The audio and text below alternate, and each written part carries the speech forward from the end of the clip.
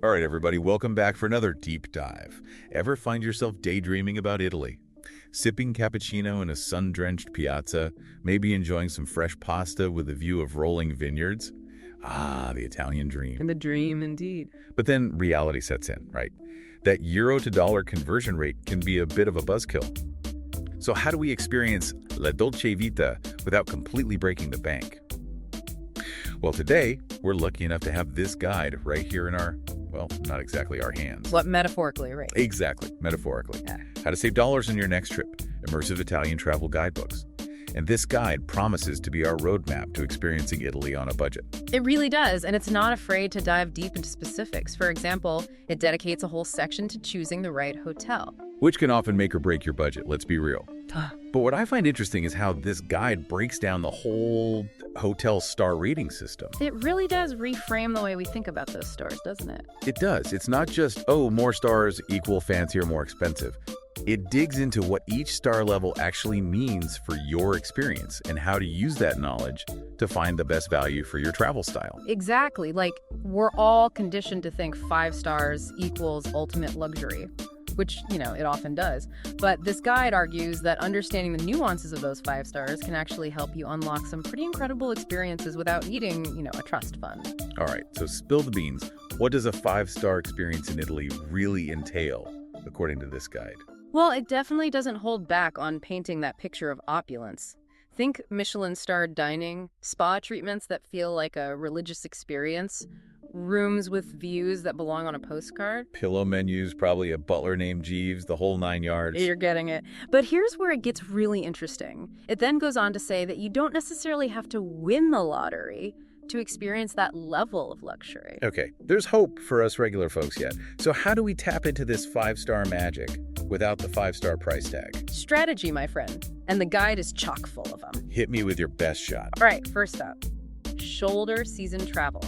Think about it. Rome in November. The weather is still beautiful, often sunny and in the 60s, but the crowds are way smaller than in those peak summer months. Makes sense. I'd much rather be enjoying a leisurely cappuccino in a peaceful piazza than jostling with a crowd for a glimpse of the Trevi Fountain. Exactly. And because hotels are trying to attract guests outside of those peak seasons, you're far more likely to find deals on those luxurious 5-star properties. Less crowds, better deals. I like how this is shaping up. What else?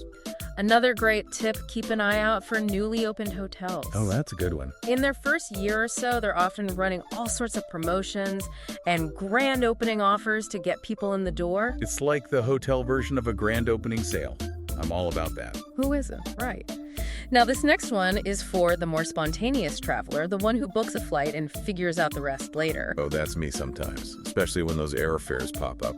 The guide actually dedicates a whole section to the art of the last-minute booking.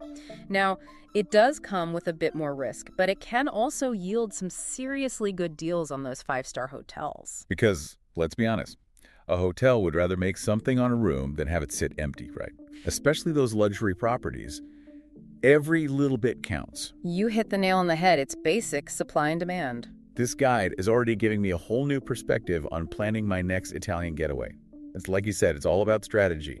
But I'm curious, does it only focus on those top-tier hotels? Because, let's be real, not all of us can swing 5-star even with the savvy tips. You're absolutely right, and the guide totally gets that. In fact, it's almost like it wants to challenge that traditional idea of what luxury travel has to be. Oh, intriguing. Tell me more. It actually pushes us to look beyond the glitz and glamour of 5 stars and explore the often overlooked world of the 4-star hotel. Okay, now you've piqued my interest. What does the guide say is so special about 4-star hotels? It all comes down to finding that sweet spot, the balance between comfort, convenience, and of course a touch of elegance, but without the sometimes overwhelming opulence or the hefty price tag of a 5-star. So you're saying we can still enjoy a rooftop aperitivo with a view, maybe a breakfast buffet that makes us feel like royalty, but without draining our bank account. Exactly, you get it. And the guide actually goes one step further, encouraging us to seek out those hidden gems, those boutique 4-star hotels. Oh, I love a good boutique hotel. It's just something so charming and personal about them. Right, and this guide emphasizes that these boutique 4-star hotels often offer a more curated, almost intimate experience. You get that local flavor, that authentic connection with the destination that you might miss in a larger, more standardized hotel. It's like the guide is saying, forget the big chains, embrace the charm of the independent hotel. Speaking of authentic experiences, I noticed this guide doesn't shy away from the often overlooked 3-star category. What makes a 3-star experience stand out, besides obviously being a bit easier on the wallet? It's funny you should say that, because what I love about this guide's take on 3-star hotels is it emphasizes that it's not just about saving money. Although, obviously, with those euro to dollar conversions these days, that's a big perk. Tell me about it. Every euro saved is another gelato I can enjoy guilt-free, right? Exactly. But it's more than that. It's about the kind of experience a 3-star hotel can offer. Think about it. These places are often nestled right in the heart of local neighborhoods, giving you a glimpse into a side of Italy that many tourists miss. Oh, I love that. Getting away from the tourist traps and experiencing a destination like a local. Precisely. Imagine stumbling upon that hidden trattoria where the owner greets you like family, or discovering a charming local market that's not on any tourist map. That's the magic of a 3-star stay. Okay, now you're making me want to ditch the 5-star daydream and book myself into a charming little pension in a village somewhere. But this brings up a really important point. The guide doesn't just talk about star ratings in a vacuum, right? It also goes deep on actual booking strategies. Oh, absolutely. This is where the guide really shines, in my opinion. It takes these things we think we know about booking a hotel and kind of flips the script. Like what? Give me an example. Well, take the idea of booking direct, for instance. It seems pretty self-explanatory, right? But the guide presents it as this almost secret weapon that many travelers overlook. I'll admit I'm guilty of being a last-minute booker, often through those third-party sites because, convenience. But I'm curious, what's the big advantage of going directly through the hotel?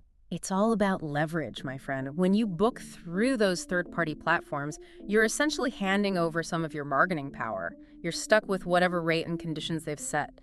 But when you contact the hotel directly, you open up a world of possibilities. Okay, I'm intrigued. Give me an example. Sure, let's say you're planning a longer stay, maybe a week or two, to really immerse yourself in a particular city or region.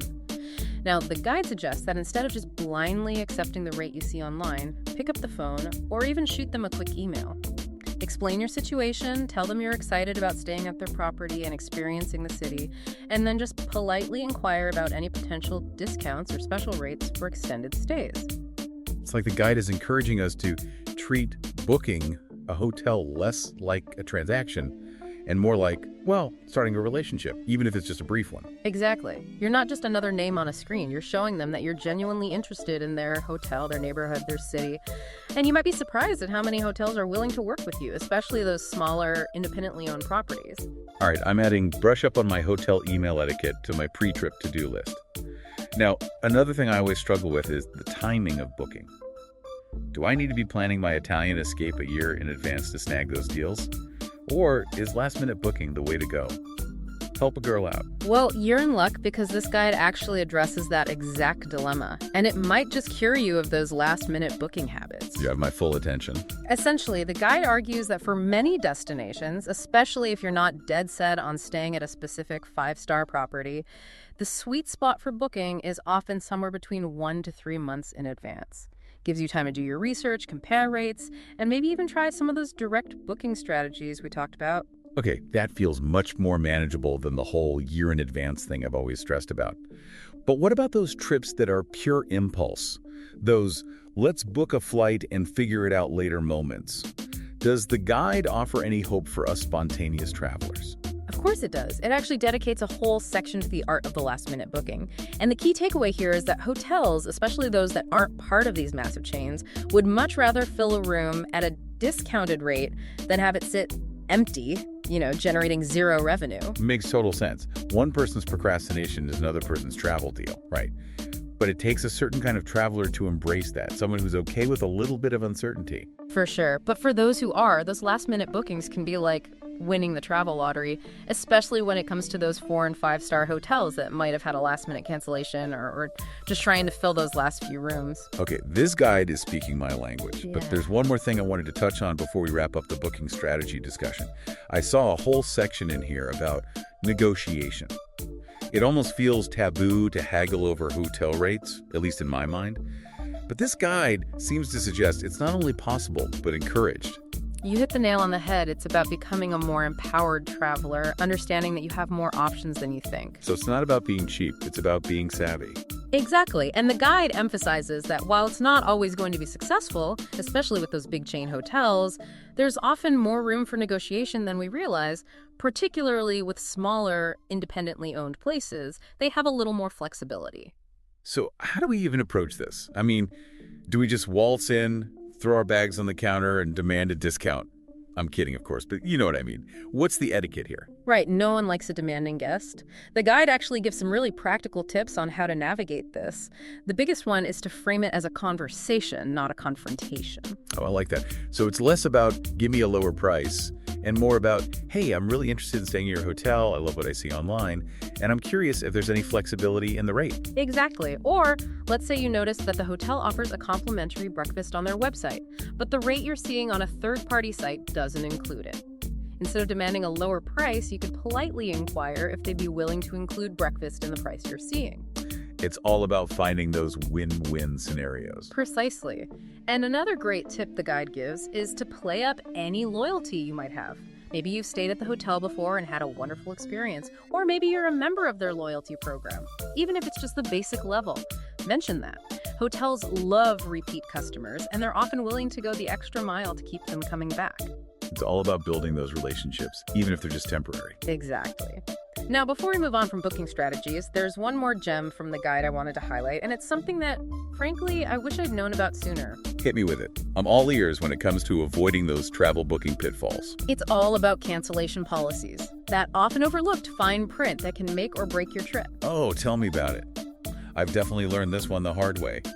Sometimes that non-refundable rate seems like a steal until, well, life happens. And that's the thing, isn't it? Things happen, plans change, and in the world of travel, flexibility is more valuable than ever. And the guide really drives this point home. So even if it means paying a slightly higher rate up front, that refundable option is often worth its weight in gold for peace of mind. Exactly. Think of it as an investment in stress-free travel. You're buying yourself options, the freedom to adjust your plans if needed without facing those hefty cancellation fees. It's like that old saying, expect the best, plan for the unexpected. And when it comes to travel, that often means opting for flexibility whenever possible. But what I appreciate is that the guide doesn't just leave us swimming in a sea of booking strategies and star ratings. It circles back to this idea of aligning our accommodation choices with our values and travel goals. Right. It's all about asking yourself, what do I truly value in a travel experience? Is it those luxurious amenities, the spas, the fine dining? Or is it the chance to wake up in a neighborhood where you can smell fresh pastries being made and hear the local shopkeeper greeting his customers? It's not one size fits all. You know what's funny, though? Just when I thought we had exhausted every possible tip for finding the perfect Italian hotel, this guide throws in this kind of unexpected twist right at the end. Oh, a plot twist. I'm all ears. What is it? It's subtle, but it's there. The entire guide, up until this point, has been laser-focused on hotels. Yeah. Breaking down the star ratings, the booking strategies. But then in the last few pages, it shifts gears and challenges us to think beyond those traditional hotels altogether. Ah, I see where you're going with this. And it makes you think, why limit ourselves, right? Especially in a place like Italy, a country known for its charming villages and unique regional character. The guide specifically mentions Airbnb as a potential alternative. And I can see why. Picture this. Instead of a standard hotel room, you're waking up in a centuries-old farmhouse in Tuscany, surrounded by rolling hills and vineyards. Stop, you're making me want to book a flight right now. Right. Maybe there's a nonna next door who shares her secret pasta recipe. Okay, now you're just being cruel. But seriously, the idea of immersing yourself in that kind of local life, that's something a hotel just can't always replicate. And you know what else? It can be surprisingly budget-friendly, especially for families or larger groups traveling together. You often get more space, maybe a kitchen, so you're not eating every meal out, which can really make that travel budget stretch further. It's almost like the guide is saying, don't just visit Italy, live it, right? And for many travelers, that's an experience you just can't put a price tag on. Absolutely. So I guess the takeaway here is that there's no one-size-fits-all approach when it comes to choosing the right accommodation. Whether you opt for that luxurious 5-star hotel, a charming boutique property, or a cozy Airbnb nestled in a vineyard. The key is to do your research, be strategic, and most importantly, be open to exploring all the options. because Italy truly offers something for everyone, no matter your budget or your travel style. Well said. And at the end of the day, it's not really about star ratings or price tags. It's about the memories you make and the experiences you have, right? Absolutely. And on that note, I think it's time for us to start planning our own Italian adventures. To all our listeners out there, thank you so much for joining us on this deep dive. We hope you found it insightful, maybe even a little inspiring. And hey, if you've discovered any hidden gem hotels in Italy, we want to hear about them. Yes, share your travel tips, your favorite local spots, because let's be honest, when it comes to Italy, we can all use a little more la dolce vita in our lives. Couldn't agree more.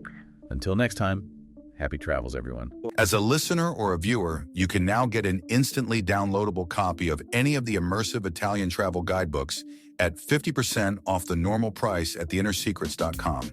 Look for the menu item on the homepage, Viewers and Listeners Shop. Thank you for listening today.